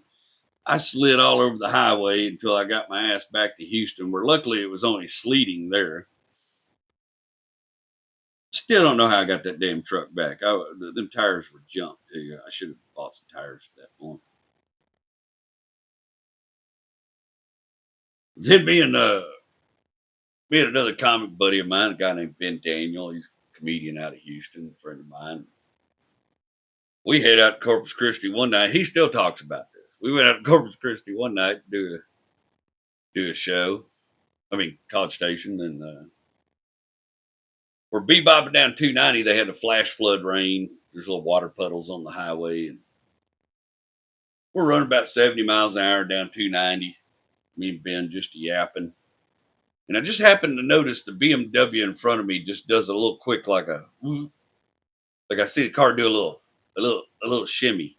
And before I even had time to slow down or go, what the hell was that? We hit it, and it was the perfect film of water on the road, and them old shitty tires hydroplaned right up, and the Yukon spun. We spun 2 or 3 times. The slowest spin you've ever seen. Just 60, 70 miles an hour down the road, spinning around in circles in that Yukon. And it was funny because the traffic behind us that was packed up saw it happen and they all slowed down to just let us continue spinning around in the highway. Nobody wanted to be involved with that. And the whole time, and when I get real worked up or my adrenaline real high, I get real quiet. So I grab the wheel and I'm trying to figure out what to do, but I'm trying to use my instincts and everything to drive out of it. I know at some point you just kind of got to let it finish doing what it's going to do. And at this point, we were sliding backwards towards the median. We'd spun around 2 or 3 times, and we were sliding backwards towards the median, and the truck had died, and I didn't know what to do to stop us from hitting that median. And I remember Ben talks about how calm I was. I looked at him, I go, hey man, we're gonna hit the median, okay?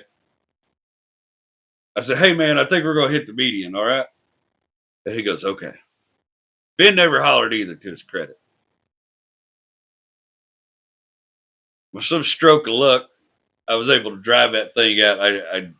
We were sliding backwards, and I just turned the wheel a little bit, and I let off the brake real quick, and the truck rolled back out, and I throwed it in park, started the truck right back up. Now we're in the middle of the freeway, looking at all these people coming towards us, and trying to get our bearings while everybody's trying to figure out what the hell we're doing. And Ben Daniels is one of the most depressed people I ever known in my life. The man suffers from chronic depression, and he used to talk about offing himself all the time. And I wonder if I didn't save his life this day, because he turned into the most hopeful, depressed person in the world. He did not want to die that day. But he said he said two of the funniest things. The first thing he said was, man, I'm so glad you can drive the way you sound. And this is the second thing. And we got going down the road. I said, hey, man, thanks for not freaking out. You were pretty calm back there. He goes, all I was thinking was, now I don't have to write a note.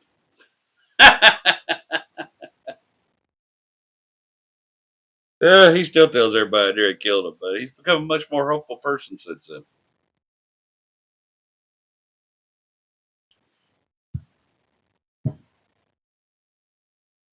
Last time I went to College Station, I'm coming back on 290 again, but on that kind of quiet, dark part of 290. It's about 1 o'clock in the morning.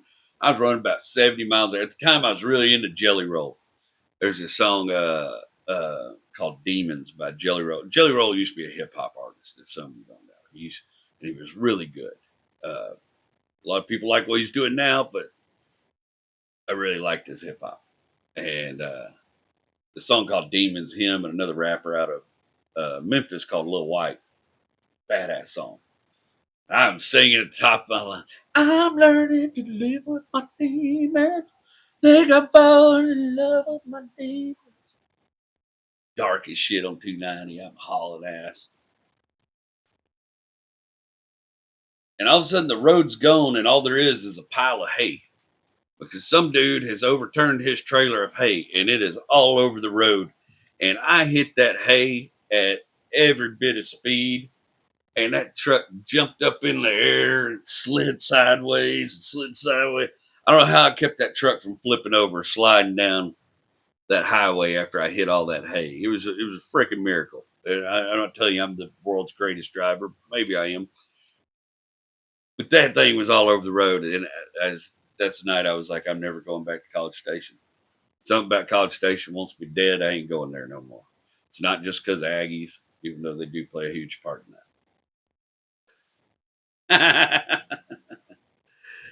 Oh, Aggies are the worst. Anyways, yeah, I think it was like right after that. I went to Dallas. Did a show at Hyenas in Dallas with Slade. I broke down and bought new tires for my truck and spent more money than I was making at the club that week. And I was like, you know what? I don't want to be broke for my art anymore. That's not what I came back to do. I came back to make money at this, but also do the things I wanted to do. And I had like a real moment at Hyenas where I was like, this has got to change.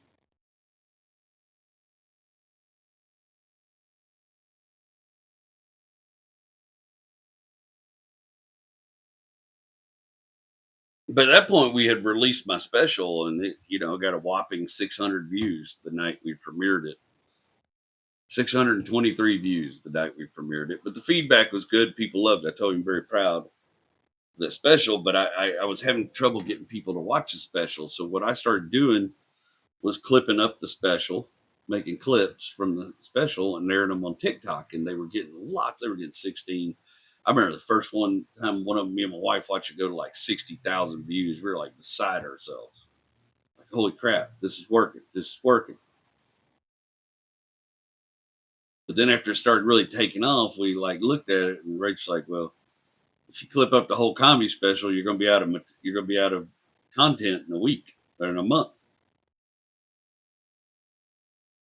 So I started doing some other things. I was doing little 1-minute movie reviews for the spoiler room, and I learned a little bit how to do green screen. Slade taught me how to do some green. Slade and Adam Taylor taught me how to do some green screen, and I made the very first truck video. And the first truck video, I think, at the most, has ever had about 10,000 views. Nobody gave a shit about it. It wasn't very good. The production on it's not good. But the very first truck astrology, it's not called truck astrology. It's called What Your Truck Says About You. And it just wasn't, people liked it okay, but they weren't really all that thing. Well, just right around that time, me and Jesse Payton done a gig together where I was making fun of a dude's cowboy boots at the show. He had these ostrich skin square. I hate square toe boots. They just look ridiculous. I grew up. I'm Gen X. I grew up in my pointy boots. I like my pointy fairy boots. I don't like them square toe boots. I gave this guy grief, and he got really incensed about it, and we started laughing about it. And Jesse said, it's rodeo time in Houston. You ought to make a video like you did about the trucks. You ought to make one about boots. And I did, and that first video went viral. So did the second one. So did the third one. So did the fourth one. And then the second truck astrology went more viral than any of them. The second truck astrology went 6.5 million views. And what I would do is at the end of these videos, there was just a little tag at the top of the screen that said, go to YouTube and watch my comedy special for free. And these things were getting thousands and millions of views. And there's a slight trickle of all of a sudden my comedy special jumped up 2,000 views and then 4,000 views. I think right now it's about 23,000 views, which is wild when you got 160,000 subscribers. That means most of y'all don't want to watch it. But it's a good special, and I'm proud of it. And I stand behind it, and I stand by the things I said in it and the work we put into it. And my only regret is not having better lighting. But those videos started going out. All of a sudden, people started coming to see me at shows because they liked those videos. And they were cool. They knew I wasn't going to do truck astrology at the comedy show, but they would come, of course, hang out after the show, tell me all about their truck. I started getting this weird thing happen when they really start blowing up, dude. I would like just be walking down the street and people would pull up in their car and holler their type of truck at me, like some bastardized game of redneck bingo. I was walking in Nashville one day and a dude almost got in a wreck to yell 1987 K10 at me. Like it's the funniest thing. And it still happens. Sometimes I'll just see somebody walking through the mall and they'll yell a truck at me and it makes me laugh every time. I was like, just come say hi, bro. Let's take a picture. But this weird thing y'all are doing.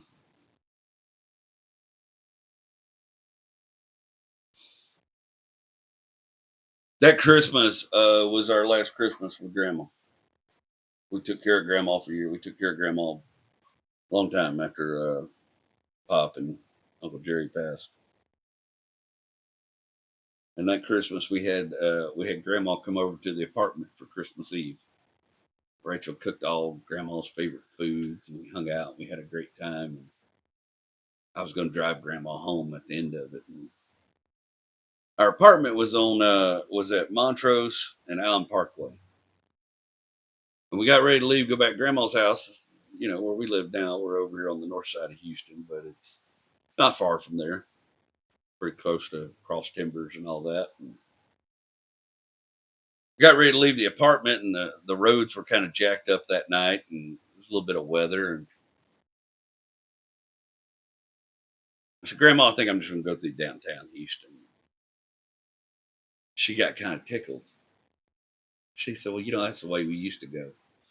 When she was young, she used to live in Wharton, and they would come up see her mom and daddy at this house here, and they would drive up from Wharton. But, they didn't have all the big freeways and all that back then. They would just take regular old roads. And I will always remember that drive of Grandma that night. I always loved listening to Grandma's stories. Grandma's closest thing to royalty I ever met in my life. Rachel's grandma. It's like her and Dolly Parton. That's our American royalty.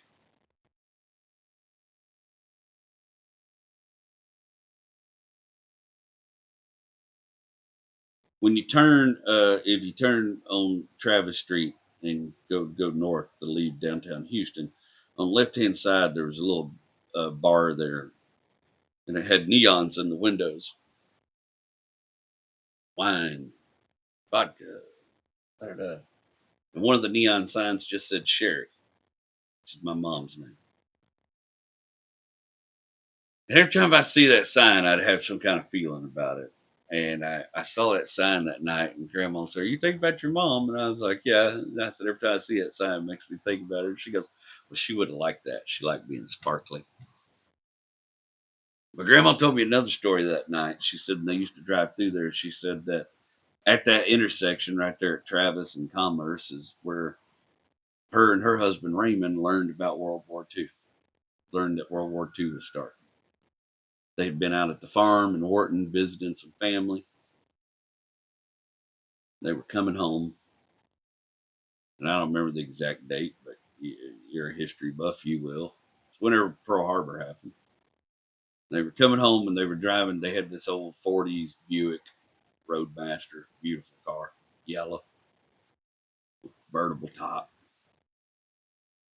And they was sitting at that light. And a boy selling newspapers come running up to the car. Extra, extra. Read all about it. Penn bombs U.S. Pearl Harbor. Headlines. And that's when the war started. And they literally, that's how they found out. Is that not the wildest? Every time I drive through that intersection, I think about like what it was like to just be in a car and a dude run up to you and tell you World War II had started. Because you wouldn't known it otherwise. So you turned on the radio or something. And she said her and Raymond talked about everything they needed to do to be prepped all the way home. Folks were different back then. I always remember that drive, that Christmas drive with Grandma in that Yukon. She was, I always got out and helped her step down. She was a little bitty old thing, helped her step down out of it. She was so tickled. She was a Cadillac gal, Grandma was. Grandma loved a Cadillac. When I bought Rachel that Cadillac, boy, Grandma was just tickled. She loved to go riding that Cadillac. After Grandma died, we have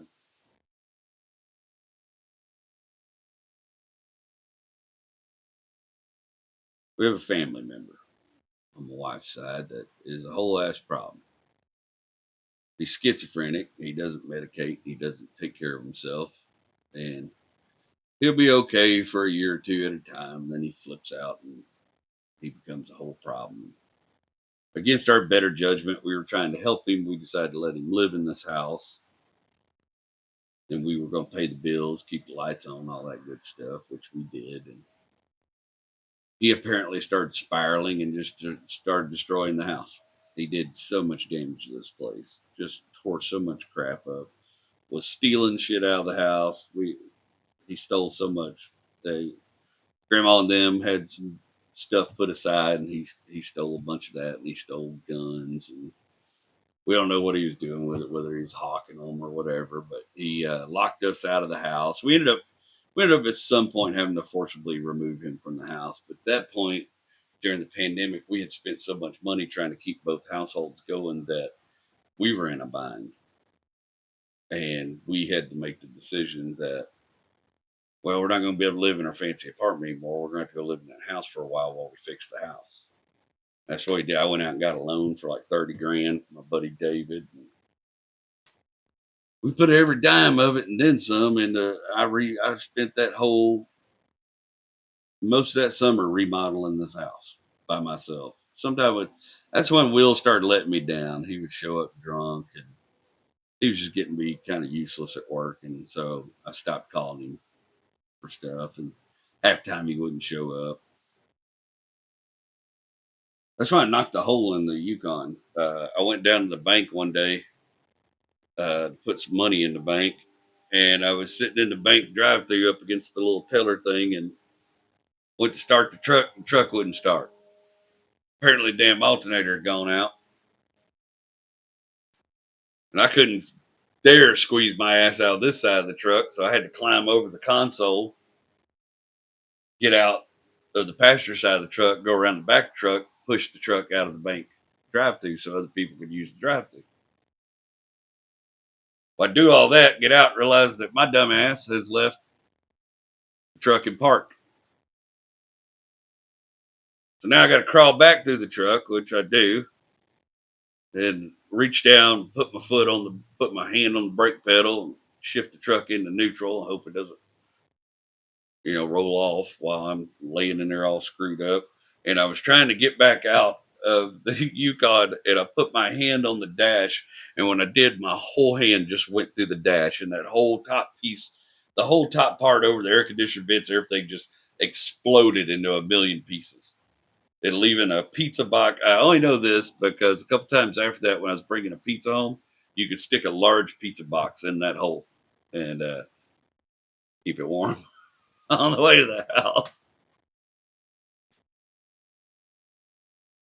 Now, sometime in the past year, sometime when after doing Whiskey Brothers and stuff and hanging out with the guys, that Slade asked me to go to Europe, go entertain soldiers in Eastern Europe, and I was going to go with them on a military entertainment tour. And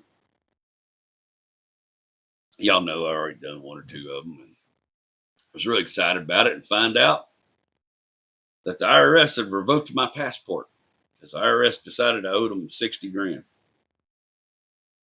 for the year 2015, the year I nearly died, the year I fell off the damn roof. They decided I had owed them 60 or grand, and if it was over 50 grand, they could revoke your passport. Of course, it's still pandemic time, so you can't go to the IRS office. You can't even get an appointment.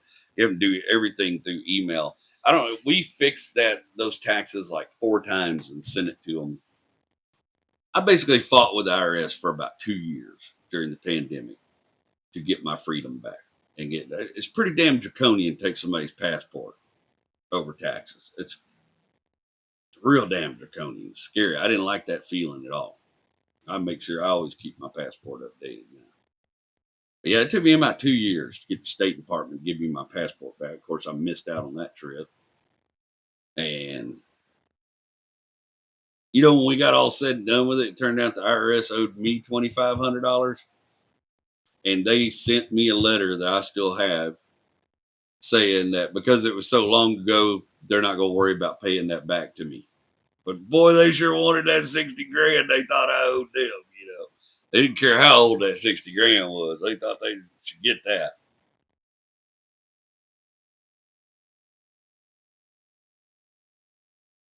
Of course, I'm still driving the Yukon around with no tags. Now it's got an oil sensor light on it or something. And I just, screw it. I've been driving around 2 or 3 years, no tags on it now. Why start trying to be legal now, After I got my passport back, Slade asked me to go to Africa, and I went to Africa for 21 days in April of 2023, and had an insane experience.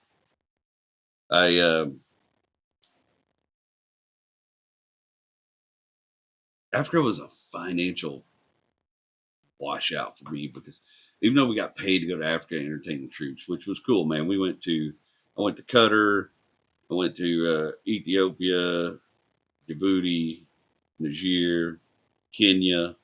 I had monkeys steal my food. You ever had a monkey steal your food? That's the funniest shit in the world. But I also realized how bad in shape I was the whole time I was in Africa because I was like 363 pounds when I went to Africa. and I was dying, bro, the whole time. You probably heard me talk about it on stage. You've seen me live. Whew, I thought I was done for, man. Africa, I come back from Africa, it's like, you got to get serious about your weight. But also, when I was in Africa, I made a joke about murdering a bathroom stall in Ethiopia. It was a dumb Facebook joke, but Facebook demonetized both my accounts and my Instagram account like that. And all of a sudden, I had all this money I had coming in that was helping paying the bills wasn't coming in anymore. And it took a long time to get my account fixed. And I mean, we went a couple months out hardly making any money. And I think it's about 2 or 3 weeks after I got back from Africa, I was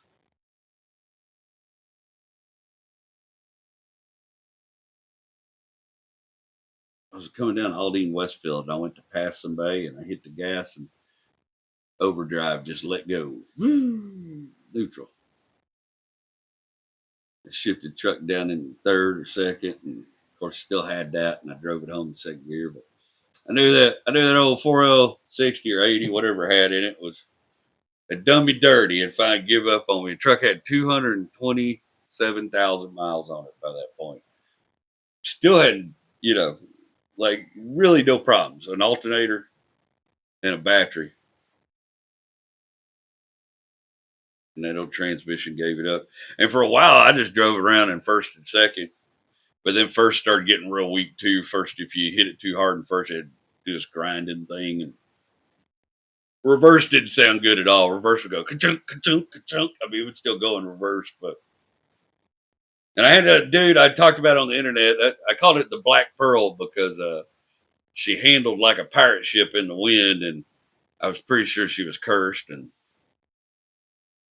she was owned by an old drunk at the time. I had some guy reach out on the internet. He had a shop, some kind of business up north, and he knew how to build transmissions. He was going to build me a transmission for it. Brand new. And we talked and talked, and supposedly he was building this transmission, and I was going to do a bunch of advertising for his shop in exchange. And then it never materialized. He went through some family shit and had to go to Finland or something. I just never heard from the dude again, so I just assumed that whatever on his end he was going to do.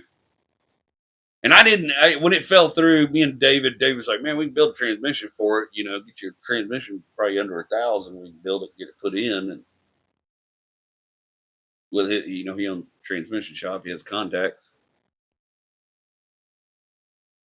But I didn't even want to spend that money on it, really, then. It had 227,000 miles on it. I still hadn't done the AFM delete, which the AFM delete costs a little money. You got to tear the whole top end of the engine down to the AFM delete.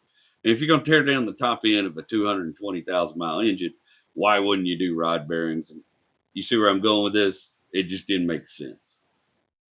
On top of that, it had that little oil sensor thing on it. I don't know if you've changed the oil sensor on a 5.3, but it's right on the back of the engine, right up against the firewall, and it's first class pain in the ass. I hate doing it. I've done a couple of them. In fact, I still got that oil sensor. I never put it on that damn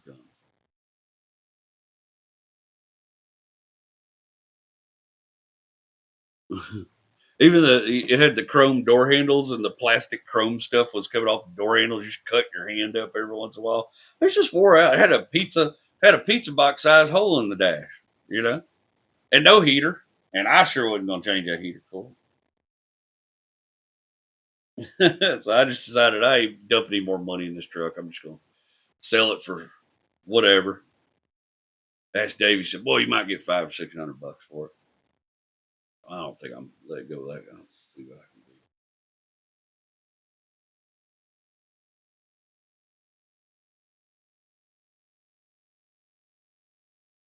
In fact, it was like just a little while after it blew. It was Memorial Day.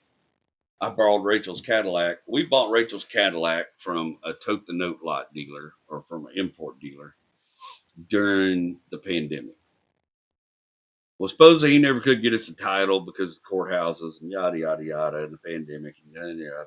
And every procrastinating business owner was using the pandemic as an excuse for everything at that point.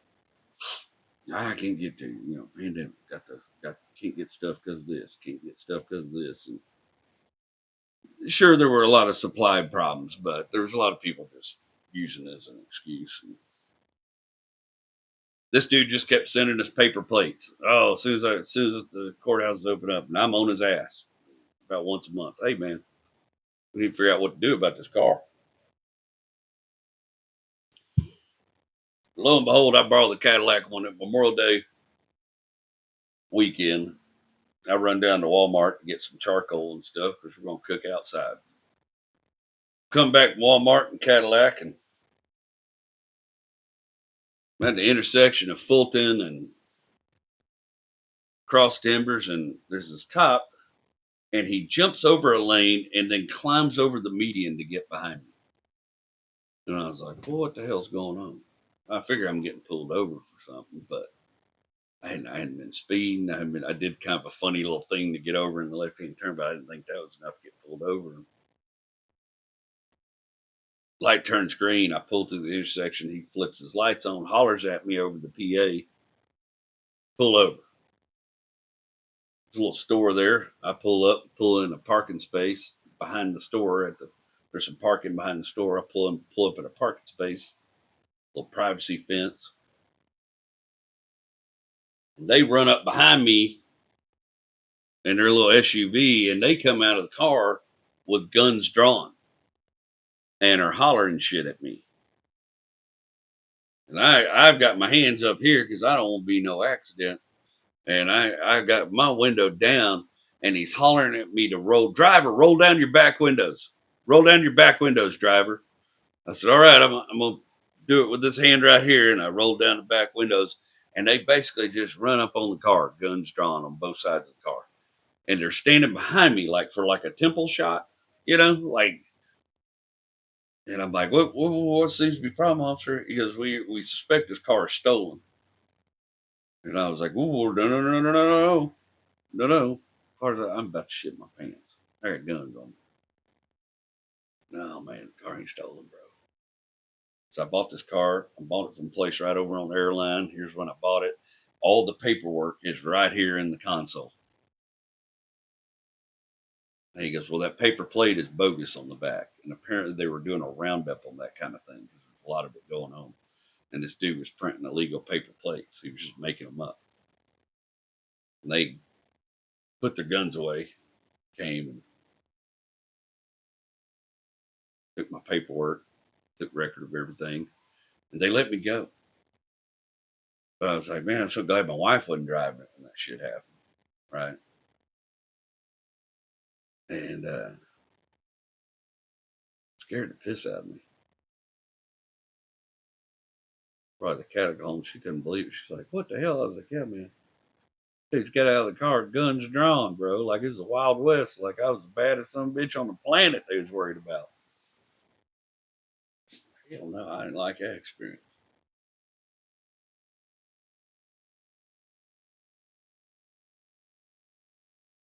A few days after that, I sold that Yukon. And I got like 35 or $3,000 for it. I did pretty good. I sold it. Yeah, old boy and his brother come over, picked it up, drove it out of here in first gear.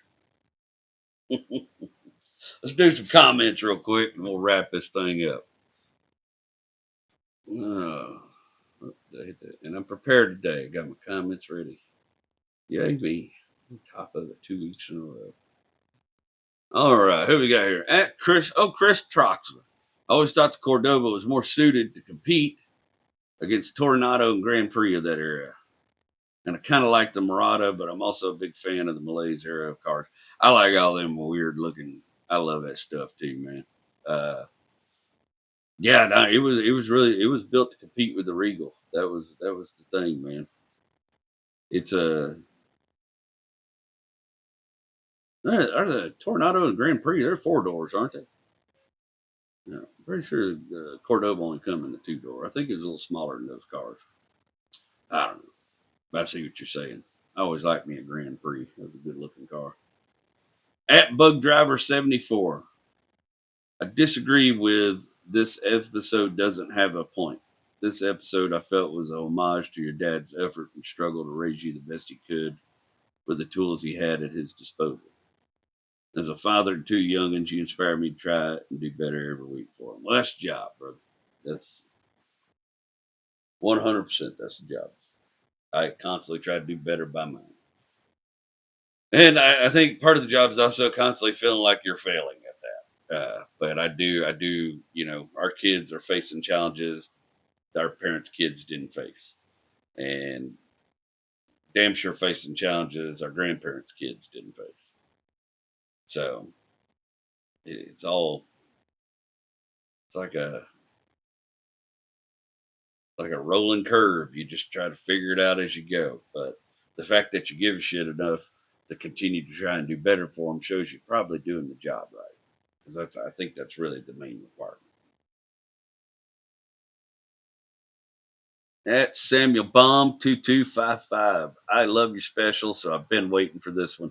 Yeah, I talked about the Cordova in that comedy special, and the funniest thing about the Wrecking Yard's comedy special is I forgot to do the joke about why it was called the Wrecking Yard. So people watch that whole special have no idea why I spelled it weird and why I call it the Wrecking Yard because I forgot to do the damn joke. Maybe I'll put the Wrecking Yard joke on the next special and be like, y'all should go watch the whole special now you know this joke. All right, let's wrap this thing up. Where are we at here?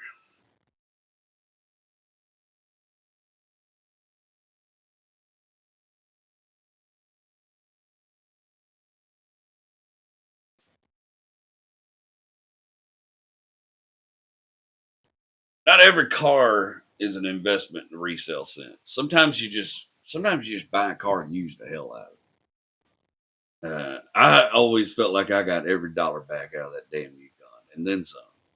It did the job. Nearly took me out a couple times, but a little humbling, never hurt nobody. I can tell you, at 226,000 miles, the AFM still hadn't deleted that 5.3, but I would suspect it was coming the way I drove that damn thing.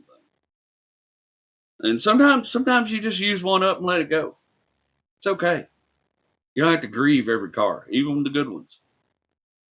Sometimes they were just a part of your story at that time, and that's what the Yukon did all its job, and then some. Now that truck the Yukon has a new story for someone else, and I bet part of that story is him cussing me like a dog while he changed a hater core. If you see a show called The El Wrecking Yard, watch out, bro. He may have a Yukon story.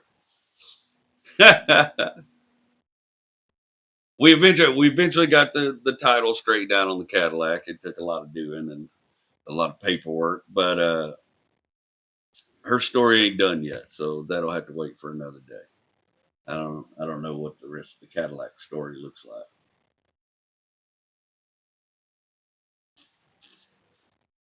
Guys, if you guys are in Houston on Thanksgiving, of course I'm gonna be at the Punchline Comedy Club night before Thanksgiving. I just booked a run through Oklahoma in February. I got a mini tour in Texas in January, doing the Christmas tour with William Lee Martin. Coming up Christmas. I got a bunch of traveling coming up. We're working on a run through Florida in March. Somebody keeps asking me about the Northwest Pacific stuff. We're just trying to line me and Sam's schedules up right now, so we don't have anything nailed down on that yet. We're both busy as shit, so and we want to do it together. Hell, I'm flying. I'm doing one of these in and outs. Uh, this is Friday. Y'all watch this tomorrow for y'all. Monday I'll be flying into Greensboro, North Carolina. And I'm gonna visit a friend of mine, Fred Fritz. We're gonna go have some late dinner, and then I'm gonna get up the next day and go do a show for an aviation company there in Greensboro, North Carolina. And literally, I'm gonna leave the show in my suit and hop on an airplane back to Texas. Just a in and out. I'm gonna be in Greensboro about 12 hours total. So But we're steadily working on trying to get some opportunities in North Carolina. As always, I appreciate you sharing part of your Sunday with me. I hope we're all celebrating Jake Paul getting his head smacked in. Boy, a kid irritates the piss out of me. Probably won't be, but it would be fun if we were. I hope the things in your way are you're getting around them. I tell you guys that a lot, but I know it's like it's all these stories are things getting in the way and just figuring out how to get around it. You know, we got through the pandemic, we got through all that crap. You know, I'm rooting for you. I tell you that all the time. I mean it. I'm rooting for you. I know you guys are rooting for me. I appreciate you showing up here.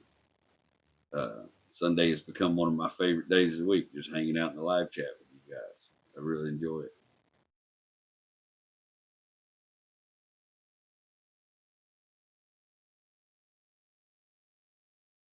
We'll leave it there for the day.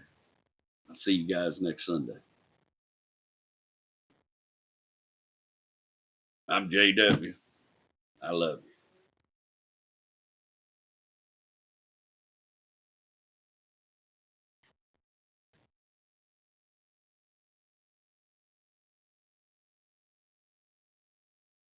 Ex friends looking sour. Show's getting crowded and the crowd's getting louder. Used to stay up late hours, really selling powder.